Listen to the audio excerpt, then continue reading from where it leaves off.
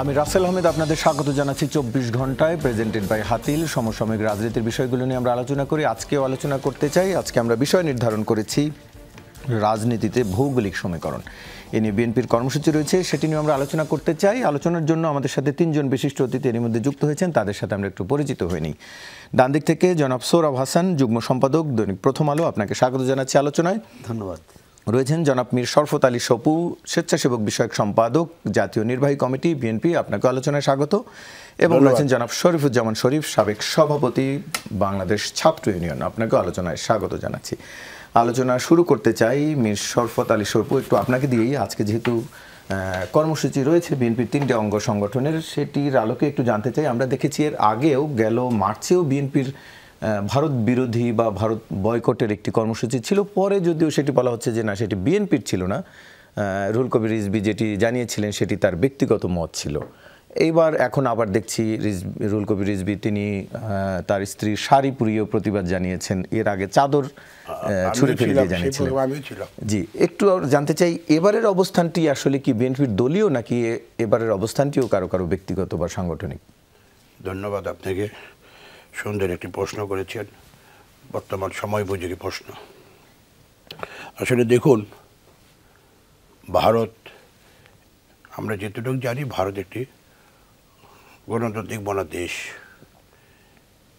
এবং সেই ভারত আজকে যে জিনিসটা করেছে সত্যিকার অর্থে এটা আমাদের ভাষায় প্রকাশ করার মতো নেই। যে আমাদের আগরতলা হাই কমিশনের উপর হামলা, আমাদের বিভিন্ন জায়গায়, দিল্লিতে যে আমাদের হাই কমিশন ঘেরাও, বলা চলে যে আমাদের স্বাধীনতা, আমাদের সার্বভৌমত্বের উপর আঘাত। সেই জন্য আমরা যারা বাংলাদেশের নাগরিক, আমি রাজনীতি করি ঠিক আছে, পাশাপাশি আমি তো বাংলাদেশের নাগরিক। নাগরিক হিসাবে আমাদের কর্তব্য, আমাদের এই যে অবস্থানগুলো, ভারত গত 17 বৎসর একটি ফেসিবাদ সরকারকে সে সমর্থন দিয়েছে, সেটা আপনি নিশ্চয়ই দেখেছেন।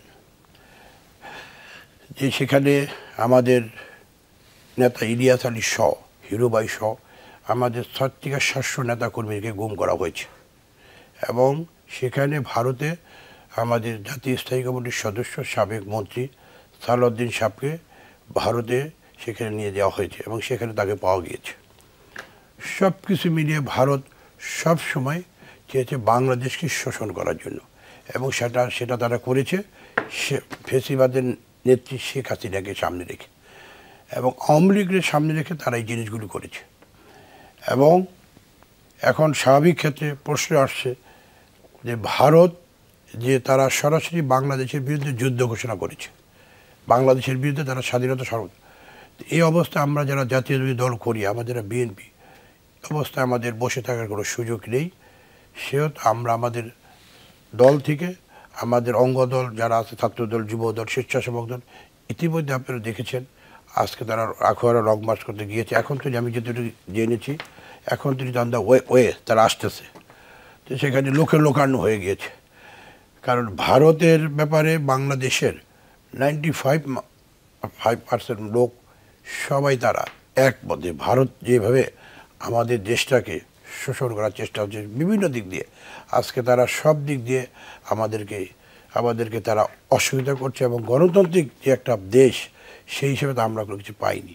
এবং ভারতের যে প্রধানমন্ত্রী নরেন্দ্র মোদী এবং তার যে বিজেপি, তারা যে কথাগুলি উঠে আসছে, তারা যে কথাগুলি বলেছে, এবং আমরা যতটুকু জানতাম যে ভারত একটি সত্যিকার অর্থে গণতান্ত্রিক পন্থায় চলবে, আমরা উল্টো দেখলাম ফেসিবাদ শেখ হাসিনাকে এদেশের জনগণ, ছাত্র জনতা মিলে মাত্র 17 বছর তো আমরা আন্দোলন সংগ্রাম করেছি। আমাদের অসংখ্য কেস মামলা, আমাদের পার্টি সেক্রেটারি থেকে শুরু করে সবাই নেই, কেউ নামে মামলা বাকি নেই, সবাই নেই মামলা সব কিছু হয়েছে, কেউ বাড়িতে ঘুমাইতে পারি নাই। তারপরে তারা দুর্নীতি বলেন, সব কিছুতে তারা আজকে আওয়ামী লীগ সেটা করেছে। 22 থেকে 25 দিনের মাথায় এই দেশের ছাত্র জনতা, রিক্সাওয়ালা, ঠেলাগাড়ি থেকে শুরু করে কৃষক, শ্রমিক সবাই মিলে এই দেশ থেকে একসাথে মাঠে নেমেছিল এবং শেখ হাসিনাকে বাধ্য করেছিল। অবস্থানটা কি বিএনপির দলীয় অবস্থান? কোনটা এটি বলা যায় যে ভারত বিরোধী অবস্থান বা ভারতের পণ্য বয়কটের যে ডাক? না, ভারতের পণ্য বয়কটে তো এটা অবশ্যই আমাদের অঙ্গ দলগুলো যারা আছে, আমরা যারা আছি, সেটা তো আমরা তো বিএনপি তো জনগণের পক্ষে কাজ করে, জনগণের দল। জনগণ যেটা চাবে, জনগণের যে চাহিদা, সেই চাহিদা মোতাবেক তারা কাজ করছে।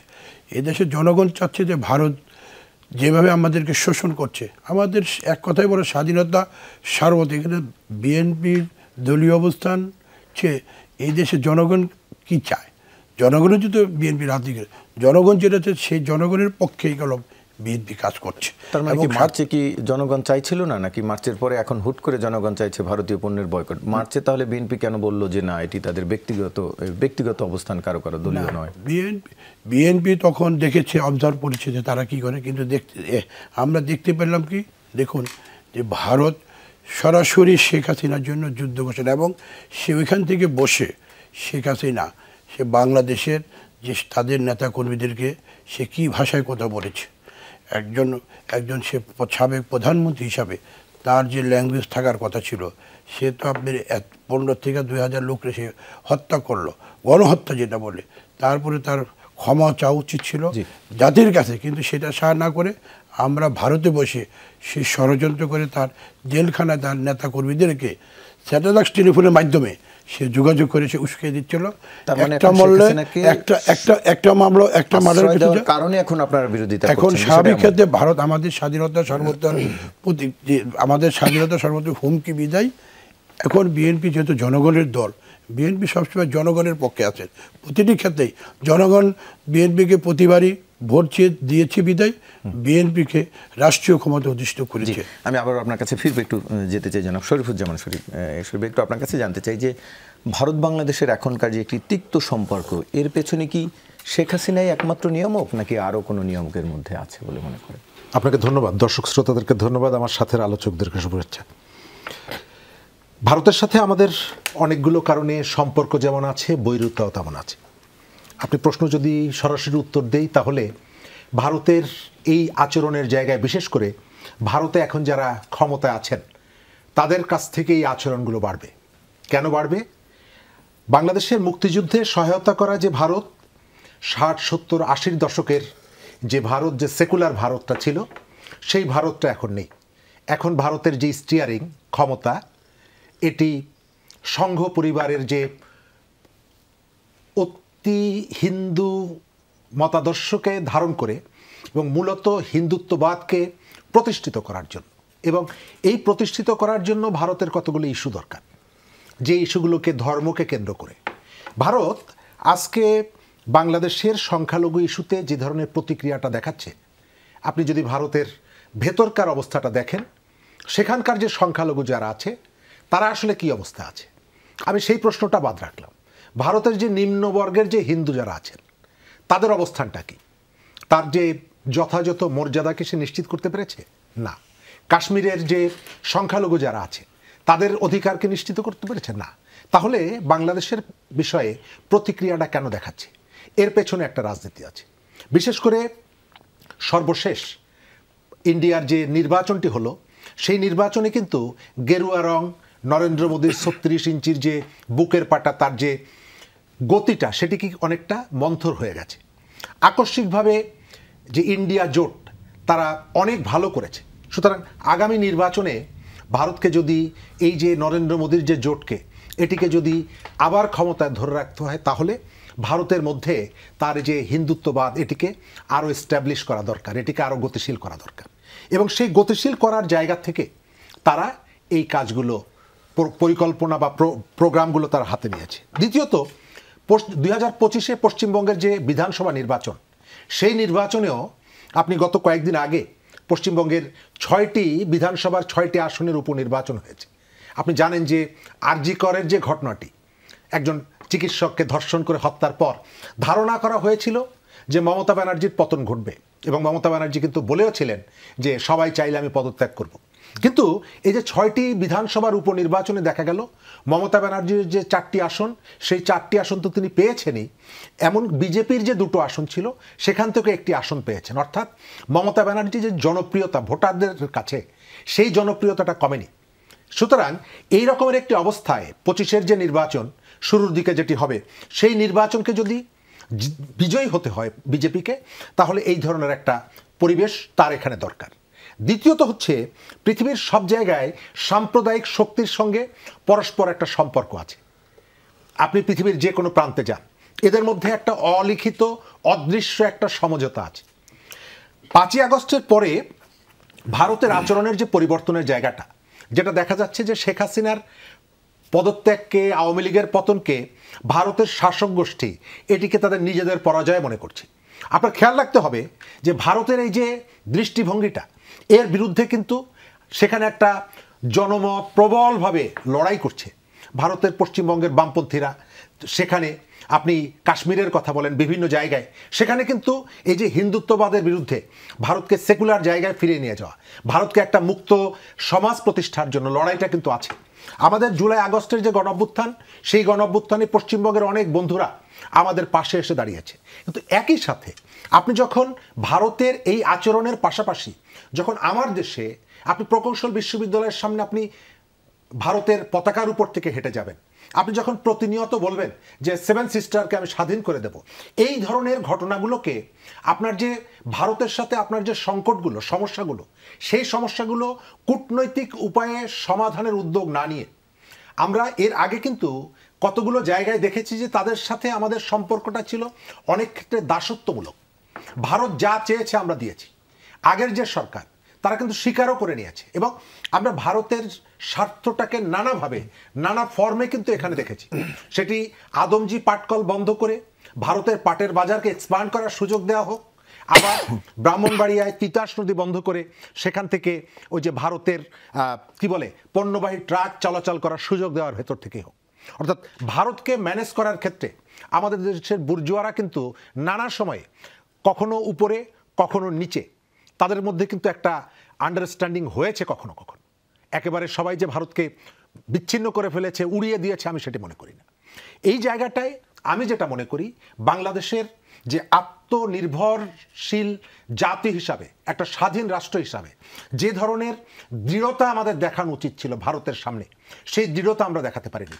আমাদের এখানে আপনার মনে আছে যে স্বাধীনতার 50 বছর পূর্তিতে আমরা দেখলাম যে ঢাকা শহরে নরেন্দ্র মোদী এলেন, ঢাকা শহরকে একরকমের অবরুদ্ধ করে নরেন্দ্র মোদীকে আনা হলো জনগণের মতামতকে উপেক্ষা করে, এবং সেই সুবর্ণ জয়ন্তীতে ঢাকা শহরের কোথাও সেক্টর কমান্ডারদের ছবি নাই, ঢাকা শহরের কোথাও প্রধান সেনাপতির ছবি নাই, ঢাকা শহরের কোথাও মুক্তিযুদ্ধকালীন যে উপদেষ্টা পরিষদ ছিল তাদের কোনো চিহ্ন নাই, শুধুমাত্র নরেন্দ্র মোদী এবং শেখ হাসিনা এবং তার বাবা বঙ্গবন্ধু শেখ মুজিবুর রহমান। অর্থাৎ এই আচরণগুলোর ভেতর থেকে আপনি ভারতকে এই বার্তাটা দিয়েছেন যে তোমার সঙ্গে আমার যে সম্পর্কটা এটি অটুট, এবং ভারত এই জায়গাটায় এখন যখন শেখ হাসিনা নেই সে অস্বস্তি বোধ করছে। সে বলছে যে আমার এখানে সংখ্যালঘুরা, তো সংখ্যালঘুর যে ঘটনাগুলো আপনাকে বললাম, যে একজন উচ্চবর্ণের হিন্দুর বাড়িতে টিউবওয়েলের পানি খাওয়ার জন্য নিম্নবর্ণের হিন্দুকে পেটানোর ঘটনা যে ভারতে ঘটে, সেই ভারতে সে আমার এখানে, কিন্তু তার মানে এই না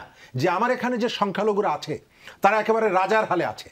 আমাদের এখানে সংখ্যালঘু ইস্যুটা গুরুত্বপূর্ণ। আজকেও আমাদের পার্টির পক্ষ থেকে স্বরাষ্ট্রমন্ত্রীর সাথে সাক্ষাৎ করে বিভিন্ন জায়গায় ঘটনাগুলো তার দৃষ্টিতে আনা হয়েছে। আমাদের এখানে সংখ্যালঘুদের সমস্যা আছে, এই সমস্যাটা আমরা সমাধান করব।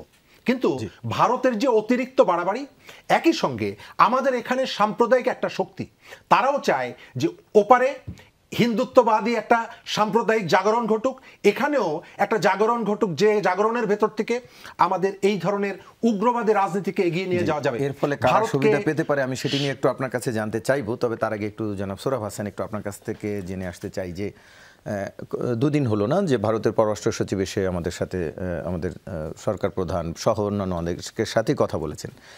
এরপরে কি মনে হয়, আপনি কোনো ইঙ্গিত পাচ্ছেন যে যে সম্পর্কের ফাটল তৈরি হয়েছে সেটি আবার ঘুঁচতে শুরু করেছে?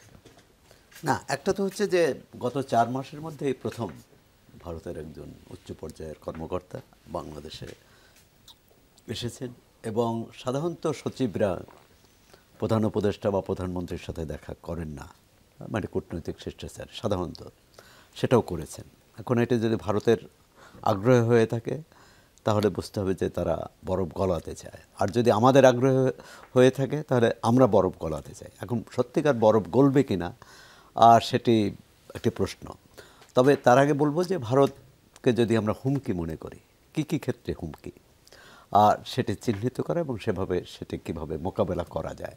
একটা হচ্ছে যে সেখানকার এই সাম্প্রতিক কালে যে বাংলাদেশ সম্পর্কে মিডিয়ায় বিশেষ করে এবং সামাজিক যোগাযোগ মাধ্যমে যে অপপ্রচার হচ্ছিল, তার বিরুদ্ধে এখানকার এবং বিশেষ করে আগরতলার বাংলাদেশ মিশনে হামলা, তার বিরুদ্ধে কিন্তু এখানে মানুষ, রাজনৈতিক দল, অন্যান্য সামাজিক সংগঠন একাট্ট হয়েছিল এবং সবাই, এবং অন্তর্বর্তী সরকার সেই সুযোগটাও দিয়েছে বলবো, বা তারাও তাদের অবস্থান শক্ত করার জন্য রাজনৈতিক দলগুলোর সাথে আলোচনা করেছে এবং সবাই বলছে এই প্রশ্নে একমত।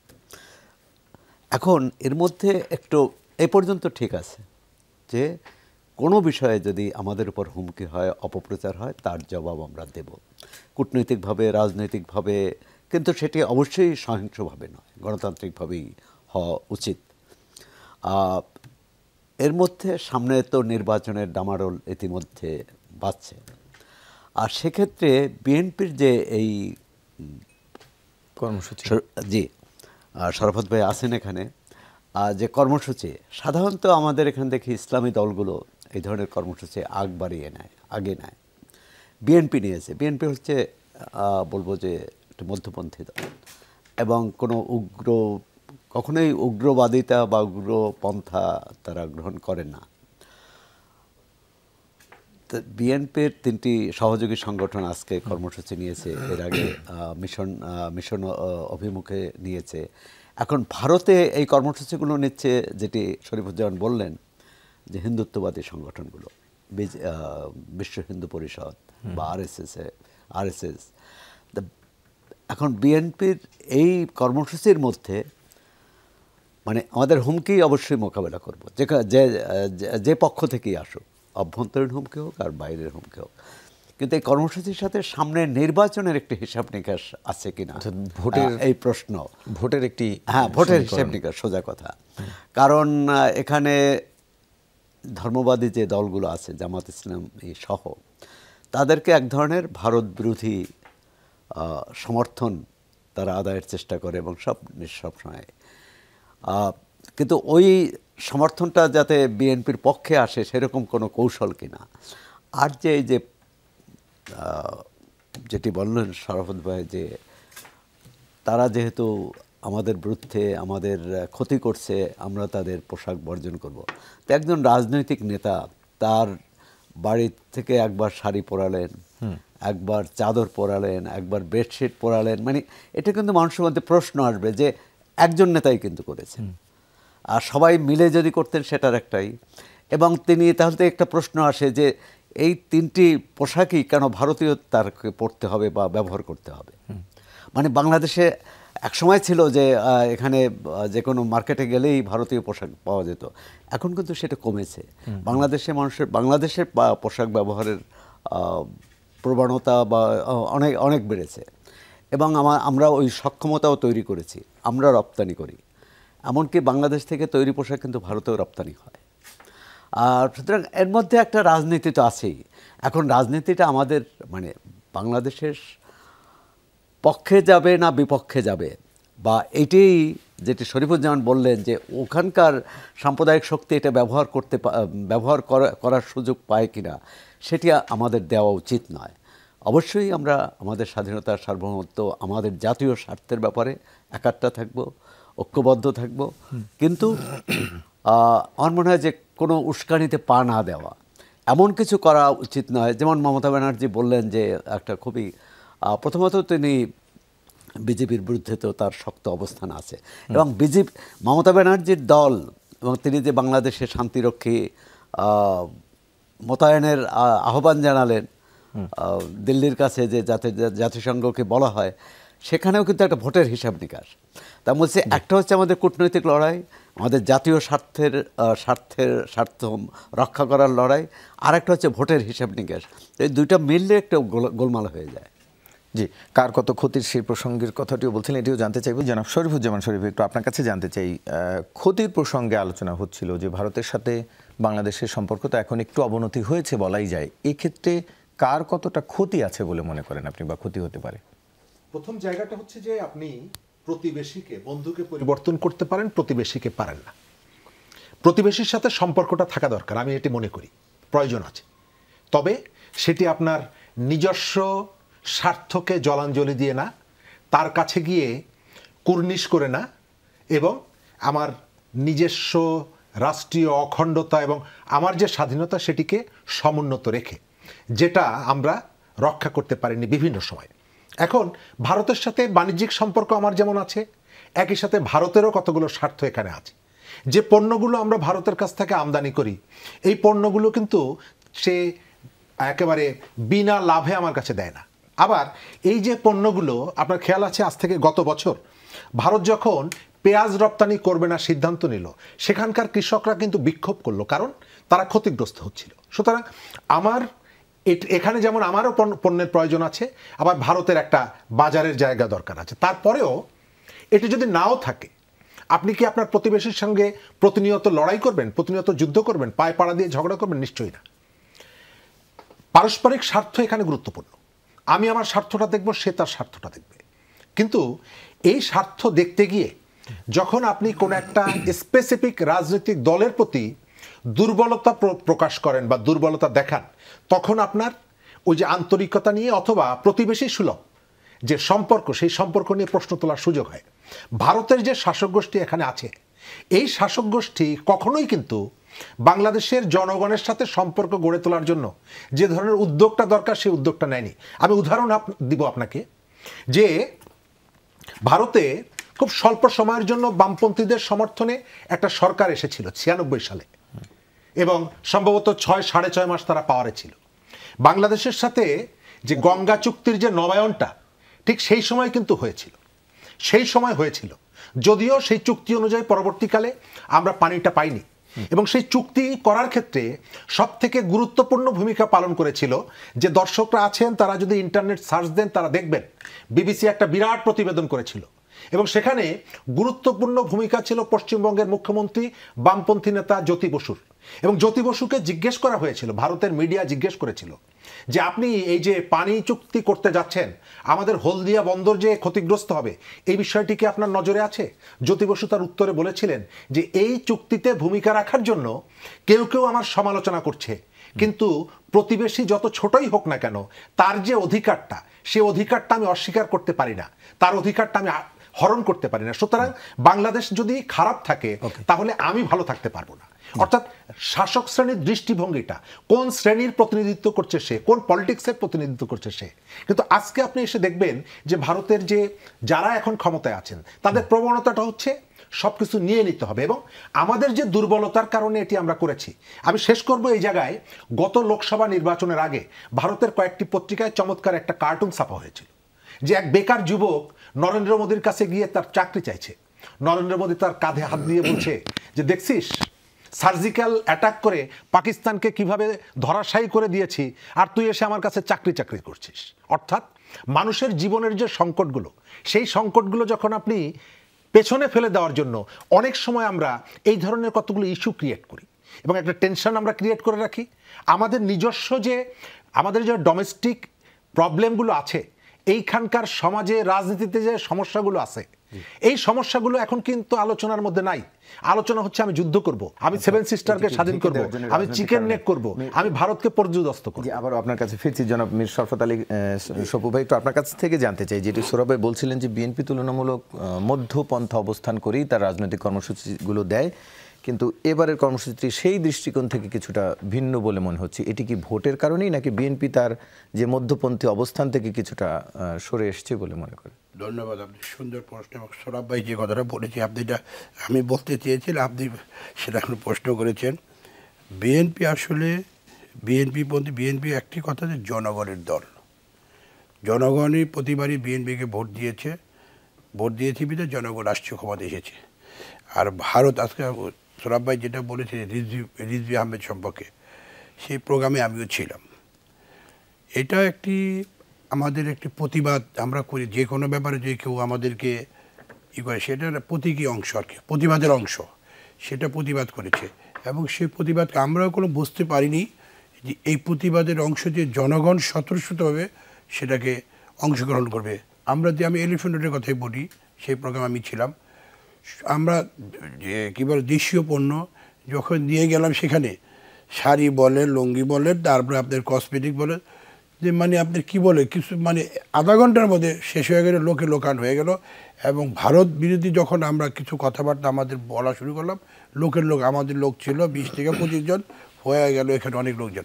তো এর থেকে বোঝা যায় এই দেশের জনগণ, ভারত যে আমাদেরকে স্বাধীনতার পর থেকে শোষণ করেছে। আমাদের পররাষ্ট্রনীতি যা ছিলেন শহীদ রাষ্ট্রপতি জিয়া রহমান মানে বলেছিলেন, পপুলারিটি পাওয়া যাচ্ছে বলেই কি ভারত বিরোধী অবস্থানে নিয়েছে বা এই কর্মসূচিগুলো দিচ্ছে বিএনপি? না, আমি শেষ করি। আমাদের পররাষ্ট্রনীতি ছিল আমাদের দেশে বন্ধু থাকবে, প্রভু থাকবে না। কিন্তু ভারত গত ফেসিবাদ শেখ হাসিনা যে জিনিসটা করে গিয়েছে সেটা আমাদেরকে প্রভু করে দিয়েছে। ভারত যেটা বলতো সেটাই হতো। ভারতের সব কিছু আমাদের থেকে নিয়েছে। আজকে ভারত যে কোনো এক আমলা তাদেরই এক মন্ত্রীকে বলেছিল যে স্যার, পৃথিবীর সব দেশ থেকেই অনেক কিছু গিভ অ্যান্ড টেক হয়, কিন্তু ভারত শুধু আমাদের থেকে নেয় কিন্তু আমাদের কিছু দেয় না। এই কথাগুলো বলার আওয়ামী লীগেরই এক অফিসার, আমি নাম বলবো না, সে এটা বলেছিল। এই যে মানুষের যে চিন্তা ভাবনা যে ভারত আমাদের প্রতিটি ক্ষেত্রে আমাদের পানি, ন্যায্য পানি বলেন, আমাদের পানির হিসা দেওয়া হয় না, তারা সবসময় আমাদের বৈষম্য। এই যে এতবার একটি ঘটনা ঘটলো, আপনি দেখেন সিরিয়ার আসাদ পালিয়ে গেল, তার জন্য করলো মুসলিম কান্ট্রি থেকে কোনো একটা মোটামুটি মধ্যমীয় থেকে কোনো একটা প্রতিবাদ আসে। একমাত্র শেখ হাসিনা যে গণহত্যা চালিয়ে গেছে সারা পৃথিবী থেকে তার কোনো রকম তার সমর্থন করে কোনো কিছু আসেনি। কেন? গত 17 বৎসর 9 সালের পর থেকে 13, 14, 18 এবং 24 নির্বাচনগুলো, সেই নির্বাচনে ভোটার ছাড়া ভোট মানে মানুষের ভোট দিতে পারে নাই। মানুষের যে চাহিদা, যে আকাঙ্ক্ষা, সেটা ছিল একটি ভালো ভোট হবে সেখানে ভোট, কিন্তু তারা জোর করে রাষ্ট্রীয় ক্ষমতায় আজকে রাষ্ট্রীয় নির্বাচন মানুষের জনগণের টাকা কি হারে দুর্নীতি করেছে। তার মানে কি মধ্যপন্থা অবস্থান থেকে বিএনপি একটু সরে আসছে? না, মধ্যপন্থা থেকে অবস্থা বিএনপি সবসময় ডান বাম সবাইকেই নিয়ে এইগুলো, বিএনপি ডান বলেন বাম বলেন মধ্যে সবাইকে নিয়ে, শহীদ রাষ্ট্রপতি জিয়া রহমানের রাজনীতি দর্শন ছিল এটাই, সবাইকে নিয়ে আপনি যখন একটা ফুলের তোড়া যখন আপনি ঘরেই বানাবেন, সেখানে দেখবেন যে সব রকম ফুল থাকে, গাঁদা থাকে, সাদা থাকে, দিল থাকে, সবাইকে নিয়েই এই দলটাকে তৈরি করেছিল উনি। এবং এটা হলো গণতান্ত্রিক মনে ছিল, এই দলের সবাই আসবে, সবাই কাজ করবে, সবার মতামত এখানে প্রকাশ করবে। এটাই ছিল বিএনপি রাজনীতি, বিএনপির দর্শন ছিল এটাই। এবং আমরা সেই পথে আমরা অগ্রসর দর্শন এখন আছে বলতে চাইছেন। একটু জনাব সোহরাব হোসেন, একটু আপনার কাছে জানতে চাই যে একটি দৃষ্টি আকর্ষণ করতে চাই, আসলে বাংলাদেশি একটি ফিশিং ট্রলার আসলে আটক করেছে ভারতের কোস্টগার্ড, এবং গতকাল আজকের পত্রিকায় ছবিও বেরিয়েছে। এই ক্ষেত্রে আসলে সমাধানটি কিভাবে হতে পারে? কূটনৈতিকভাবে, না কোন প্রক্রিয়া? আসলে আমাদের অনেক জেলেও সেখানে আটক রয়েছে। না, কূটনৈতিকভাবেই, এবং ভারতেরও কিন্তু জেলে বা অন্য সাধারণ নাগরিক কোনো না কোনো ঘটনাক্রমে সীমান্তের এপারে চলে আসে সেটি, এবং এই মুহূর্তে আছে কিনা, কিন্তু ভারতীয় জেলেও কিন্তু আমাদের কোস্টগার্ডের কাছে আটক পড়েছে অতীতে। পরবর্তীকালে এটি দুই দেশই কিন্তু, কারণ সমুদ্রের মধ্যে সীমান্ত এটা সবসময় নির্ধারণ করা যায় না যে এর মধ্যে কেউ, কারণ স্রোতের অনুকূলে নৌকা চলে যায় বা মাছ ধরতে চলে যায়, ওপার থেকেও আসে এপার থেকেও যায়। এমনকি মিয়ানমারের সঙ্গেও কিন্তু মিয়ানমারের তো নৌকা ধরা পড়লো কিছুদিন আগে। এটি কূটনৈতিক চ্যানেলে কিন্তু ধরা পড়েছে, সেটি তাদের সীমা লঙ্ঘন করে, অবশ্যই তাদের সার্বভৌম এলাকায় যেতে। কিন্তু যেভাবে ছবিটা প্রকাশ করা হয়েছে এবং ভারতীয় কোস্ট গার্ডের পক্ষ থেকেই প্রকাশ, আমি মনে করি সেটা খুবই অবমাননাকর এবং খুবই এটি শিষ্টাচারের মধ্যে পড়ে না।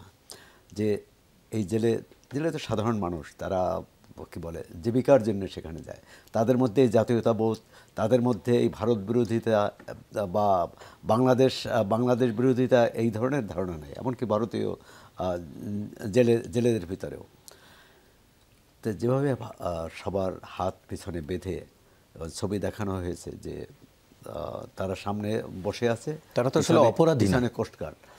অপরাধী প্রথমত অপরাধী প্রমাণিত হয়নি। অপরাধ প্রমাণিত হলেও আইনানুগ ব্যবস্থা, আইন আছে, আইন। হাত পিছনে হাত বাঁধা তো কোনো আইনের ব্যবস্থা না। আমরাও তো এখানে অনেক ক্ষেত্রেই সমালোচনা করি যে এই যে আজকে যুবলীগের বোধহয় একজন কর্মীকে হাত করা অবস্থায় জানাজা পড়া হলো। মানে আমাদের আসলে রাষ্ট্র অথবা যুবলীগ না, যুবদলের আমাদের। না, ছাত্রলীগের একজন নেতার মা মারা গেছেন, সে জানাজায় অংশ নিয়েছেন, সে হাত করা পড়া অবস্থায়। পড়া এর আগে আওয়ামী লীগ আমলে যুব দলের একজন কর্মীকে বাবার জানাজায় পড়ানো হয়েছিল পায়ে বেরিয়ে পড়া অবস্থায়, এবং সেটাও পত্রিকায় ছাপা হয়েছে। আমি মনে করি সব রাষ্ট্রকে একটু মানবিক হওয়া উচিত, একটু সহিষ্ণু হওয়া উচিত। অপরাধের বিচার করার অর্থ না যে মানবাধিকার লঙ্ঘন করবে কারো। এই জেলেদের যদি প্রমাণিত হয় যে তারা সীমানা লঙ্ঘন করে নাই, যদি প্রমাণিত হয়, তাহলে এর ক্ষতিপূরণ কি হবে? আর যদি নাও হয়, তারা সীমান্ত লঙ্ঘনই করলো, সীমানা লঙ্ঘন করলো, ভারতীয় সীমানায় পাওয়া গেল, তাকে কি সম্পর্ক অবনতির কারণেই এমনটি হয়েছে বলে আপনি মনে করেন নাকি? এই উত্তেজনা পিছনে তো সম্পর্ক অবনতির কারণ যে কেউ এটা বলবে। এটা হচ্ছে দৃষ্টিভঙ্গি, যেটি শরীফুজ্জামান বলছিলেন যে ভারতের পররাষ্ট্র সচিব সফর করে গেছেন, এবং সেটা নিয়ে এই বিষয়টি বাংলাদেশ বিষয়কে যে তারা কত গুরুত্বের সঙ্গে, কত মানে উদ্বেগের সঙ্গেও হয়তো, যে এই যে কমিটিতে 3 ঘন্টা ধরে তার যে এক ধরনের শুনানি, যে তার মূল্যায়ন কি, বা তারা জানতে চেয়েছে আওয়ামী লীগ কি বলে যে কংগ্রেস এবং বিজেপি বা অন্যান্য দল, কিন্তু বাংলাদেশে কি আপনি কখনো, এবং চীনের ক্ষেত্রেও তারা এটা করেছে, যে পররাষ্ট্রনীতি, যেটি আপনি বললেন পররাষ্ট্রনীতির ক্ষেত্রে অভিন্ন। আজকে আওয়ামী লীগ মাঠে নাই, কিন্তু যখন আওয়ামী লীগ ক্ষমতায় ছিল, বা তার আগে যখন বিএনপি ক্ষমতায় ছিল, তখন তো আওয়ামী লীগ মাঠে ছিল। আওয়ামী লীগ ক্ষমতায় থাকতে বিএনপি মাঠে ছিল। কখনো কি আমরা দেখেছি সংসদে বা সংসদের বাইরে সরকারি দল বিরোধী দলকে নিয়ে যে এইরকম একটি আমাদের জাতীয় সমস্যা, এটা কিভাবে সমাধান করা যায়, এটি করেনি। একমাত্র দেখলাম যে ইউনূস সাহেব মানে অন্তর্বর্তী সরকারের প্রধান উপদেষ্টা রাজনৈতিক দলগুলোর সাথে পরামর্শ করেন। তিনি হয়তো নির্দলীয় সরকার বলে এমনটি করেছেন, কিন্তু আমাদের দলীয় সরকারগুলো কেন করবে? সরকার তো দলীয় না, দল থেকে সরকার হয়। কিন্তু যখন সরকারে থাকে, বাংলাদেশের রাজনীতি এটা হচ্ছে সবচেয়ে বড় সমস্যা। যখন সরকারে থাকে তখন কিন্তু তার দলীয় দৃষ্টিভঙ্গি থাকবে না, জাতীয় দৃষ্টিভঙ্গি, সেই দৃষ্টিভঙ্গি থেকে উপরে উঠতে পারে না। আমরা আলোচনায় ফিরব। শরীফুজ্জামান শরীফ, একটু আপনার কাছে জানতে চাই, যেটির কথা বলা হচ্ছিল বা আসছিল, যে বাণিজ্য ঘাটতিরও একটি প্রসঙ্গ থাকে, আমাদের এখান থেকে কম যায়, আমরা নেই, ইম্পোর্ট করি তার চেয়ে অনেক বেশি। এটির পেছনে কি আপনি কোনো রাজনৈতিক কারণ দেখছেন, নাকি যে আমাদের প্রয়োজনের কারণেই আমরা এই বাণিজ্য ঘাটতিটা বহন করে যাচ্ছি? প্রথমত হচ্ছে যে রাজনৈতিক সরকার ক্ষমতায় থাকে, তার একটা দৃষ্টিভঙ্গি থাকে, এবং আপনি যদি গত 1.5 দশকের ব্যাপারটা দেখেন, তাহলে 1.5 দশক যারা ক্ষমতায় ছিলেন তাদের একটা দুর্বলতা ভারতের কাছে ছিল, এবং এর পেছনে একটা রাজনৈতিক কারণও ছিল। কারণ এটি একজন মন্ত্রী, গুরুত্বপূর্ণ মন্ত্রী কিন্তু বলেছিলেন যে ভারতকে বলে এসেছি আমাদেরকে ক্ষমতায় রাখতে হবে। অর্থাৎ গত 15 বছরে আওয়ামী লীগের ক্ষমতায় থাকা না থাকার একটা চাবিকাঠি অনেকটা ভারতের হাতে ছিল, সেটি কিন্তু স্বীকার করে নিয়েছিলেন। আবার ওই যে আমি পাটের কথা বললাম, আদমজি জুট মিল, এশিয়ার বৃহত্তম জুট মিল, আপনি যে যুক্তিটা দিয়ে আসলেন, আজকে সারা পৃথিবী পাটের যে জয় জয়কার, আপনি হঠাৎ করে আদমজিটা বন্ধ করে দিলেন, এবং এই অভিযোগটা কিন্তু এসেছিল যে আদমজি বন্ধ করা হয়েছে ভারতের পাটের বাজারকে এক্সপ্যান্ড করার জন্য। সুতরাং কোথাও কোথাও ব্যাপারটা হচ্ছে যে ইচ্ছাকৃতভাবে আপনাকে আমি একটা সুযোগ দিয়ে দিলাম। আমাদের বাংলাদেশ থেকে সবথেকে বেশি সংখ্যক মানুষ ভারতে কেন যায়? চিকিৎসা করানোর জন্য, তাই তো? আমরা এখানকার চিকিৎসা ব্যবস্থাটাকে ডেভেলপ করতে পারিনি কেন? আমরা তো সবাই দাবি করি যে আমাদের এখানে এইটা হয়েছে, সেইটা হয়েছে। আপনি থানা পর্যায়ে আমার একটা ভালো হসপিটাল নেই, জেলা পর্যায়ে একটা ভালো হসপিটাল নেই, ঢাকার কয়েকটা জায়গায় হসপিটাল। আমাদের কেন প্রতি বছর এত সংখ্যক মানুষকে বাইরে যেতে হবে? আমাদের রাষ্ট্রের কোনো পরিকল্পনা আছে? না। অর্থাৎ আমরা একটা সিস্টেম করে রেখেছি, অটো সিস্টেম। মানুষ তার জীবন রক্ষার থেকে তো বড় কিছু নেই। সুতরাং আপনি তাকে যদি যতভাবে আটকে রাখেন, এখানের চিকিৎসা ব্যবস্থাটা যদি আপনি ডেভেলপ না করেন, মানুষ তো যাবে, এবং তুলনামূলকভাবে যেখানে কম পয়সায় চিকিৎসাটা নেওয়া যায়, যার থাইল্যান্ডে যাওয়ার ক্ষমতা আছে সে থাইল্যান্ড যাচ্ছে, যার ইউকে যাওয়ার ক্ষমতা আছে সে যাচ্ছে, যার ভারত যাওয়ার ক্ষমতা আসছে। আপনাকে এই ব্যবস্থাটা, আমরা যে ঐক্যমতের কথা বললাম না, আমাদের পলিটিক্সে ঐক্যমত কোথায় হয়? আমাদের পার্লামেন্টে ঐক্যমত হয় প্লট ভাগাভাগি নিয়ে। এমপিরা শুল্কমুক্ত গাড়ি আনতে পারবে কি পারবে না সেটার উপরে। ভারতের যে আমাদের সঙ্গে যে আচরণের জায়গাটা, এই যে বছর দেড়েক আগে পশ্চিমবঙ্গের সিপিএম এর সেক্রেটারি মোহাম্মদ সেলিম, তিনি একটা সংবাদ সম্মেলন করেছিলেন। সংবাদ সম্মেলন করে তিনি ভারতের সরকারকে জিজ্ঞেস করেছিলেন যে বাংলাদেশের সাথে সীমান্তে যে হত্যাকাণ্ডগুলো হয়, বেশিরভাগ ক্ষেত্রে দেখা যায় যে বাংলাদেশ থেকে গরু নেওয়ার জন্য সীমান্তে এসেছে এবং আমাদের বিএসএফ তাকে গুলি করছে, কিন্তু সীমান্ত পর্যন্ত যে ভারতীয়রা গরুটা পৌঁছে দিচ্ছে এই কর্মীরা হচ্ছে বিজেপির কর্মী, তৃণমূলের কর্মী, তাদেরকে কেন ধরা হচ্ছে না? আমরা কিন্তু এই প্রশ্নটা কখনো করিনি যে আমাদের কর্মীদেরকে আপনারা খুন করছেন, আমাদের জনগণকে খুন করছেন। দুঃখিত, সরি জনাব মীর শরাফত আলী সপু ভাই, একটু আপনার কাছে জানতে চাই, যেটির কথা বললেন ঐক্যমত্যের কথা, আজকেও যে কর্মসূচি ছিল বিএনপি, সেখানে বলা হচ্ছে যে ঐক্যবদ্ধভাবে ভারতীয় আগ্রাসন বন্ধ করে দেওয়া হবে। এটি যেমন বলা হচ্ছে, কিন্তু আসলেই কি আমরা পররাষ্ট্র নীতিতে ঐক্যমত্যে পৌঁছাতে পারছি বিভিন্ন ইস্যুতে? যেটি সোহরাব ভাই অভিযোগ করছিলেন, ভারতের ক্ষেত্রে তাদের বিভিন্ন দল এই ফরেন পলিসিতে ঠিক থাকে, বাংলাদেশের ঠিক থাকে না কেন? ধন্যবাদ আপনাকে। আসলে দেখুন যে আমরা তো পূর্বেই বলেছি যে আমরা সবসময় সবাইকে নিয়েই বাংলাদেশ জাতীয়তাবাদী দল, শহীদ রাষ্ট্রপতি জিয়া রহমানের যে দর্শন ছিলেন, সবাইকে নিয়ে আমরা দেশটাকে পরিচালনা করবো, সেটাই ছিল। এবং খুব অল্প সময়ের মধ্যে করে শহীদ রাষ্ট্রপতি জিয়া রহমান বাংলাদেশটাকে একটি বিশ্বের সবচেয়ে একটি জায়গায় একটা জায়গায় নিয়ে গিয়েছিলেন। যাই হোক, ওনাকে দেশীয় এবং আন্তর্জাতিক ষড়যন্ত্রের মাধ্যমে শহীদ রাষ্ট্রপতি জিয়া রহমানকে হত্যা করা হয়েছিল। এরপরে আমরা 91 সালে যখন স্বৈরাচার এরশাদ বিরোধী আন্দোলন সংগ্রাম করে আমরা যখন একটি গণতান্ত্রিক সরকার আসার বেগম খালেদার নেতৃত্বে যখন সংসদীয় পদ্ধতি আসলেন, তখন আমরা কি দেখতে পেলাম যে বেগম খালেদার যে এই কলম ডান বাম যারা বাম বলেন সবাইকে নিয়ে একটি সুন্দর দেশ পরিচালনা করলেন এবং দেশের গণতান্ত্রিক পন্থা থেকে শুরু করে ডেভেলপমেন্ট শুরু করে সব কিছু থেকে দেশকর্ম এগিয়ে যাচ্ছিল। তারপরে আমরা কি দেখলাম 2007 সালে যে জিনিসটা ওয়ালেরবেন সরকার কার সৃষ্টি ছিল, এবং ওয়ালেরবেন সরকার সৃষ্টি করে দেশে একটি অপরাজনীতি সৃষ্টি করে, সেই রাজনীতি বিদায়ী এবং গত 17 বৎসর এই যে ভারত আমাদেরকে নিয়ে যে শোষণটা করেছেন, এবং মানুষ আজকে প্রতিটি মানুষ ভারতের বিরুদ্ধে আচরণ করছে। কেন? ভারতের আচরণ। এবং তাদের আমরা এই বর্তমান সরকার, অন্তর্বর্তী সরকারকে ধন্যবাদ জানাই, ডক্টর ইউনূস সাহেবকে।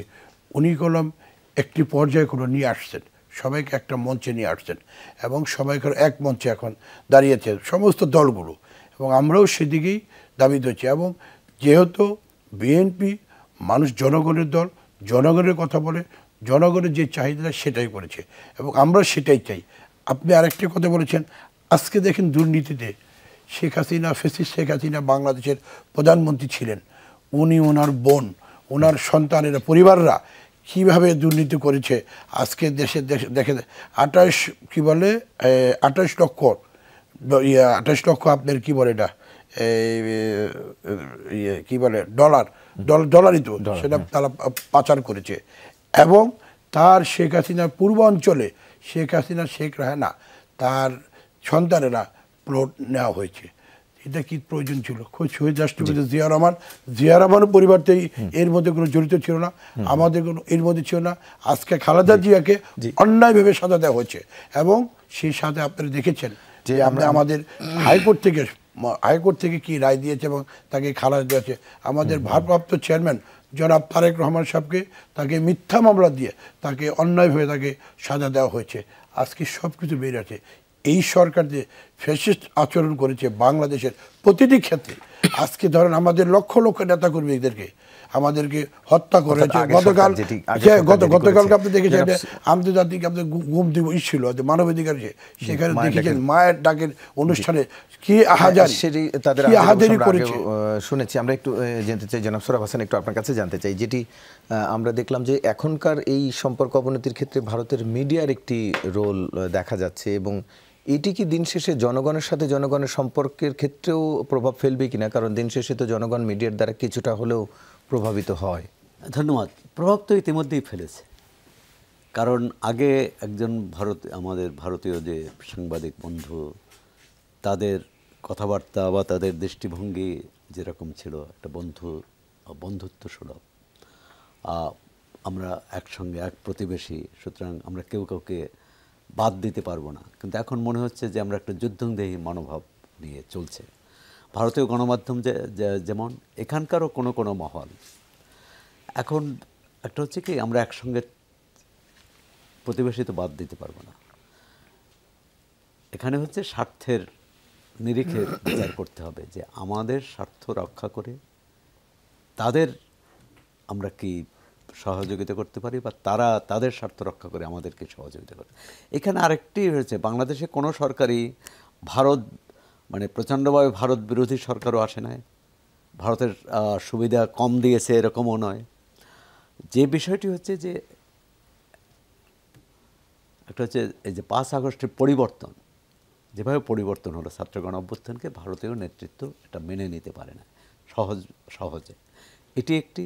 আরেকটি হচ্ছে যে রাজনৈতিক দলগুলোর, এটা তো আপনি বললেন যে আমাদের এখানে সেই ঐক্য নেই, সুতরাং এই সুযোগটা তারা নিতে শুধু কি তাই নাকি? আরেকটা হচ্ছে আমাদের জনগণের মধ্যে এই যে এখন ভারত বিরোধিতা, এটি শুধু এই যে তাদের কথাবার্তা বা মিডিয়ার অপপ্রচার এটাই একমাত্র কারণ না, বা মিশনে হামলা।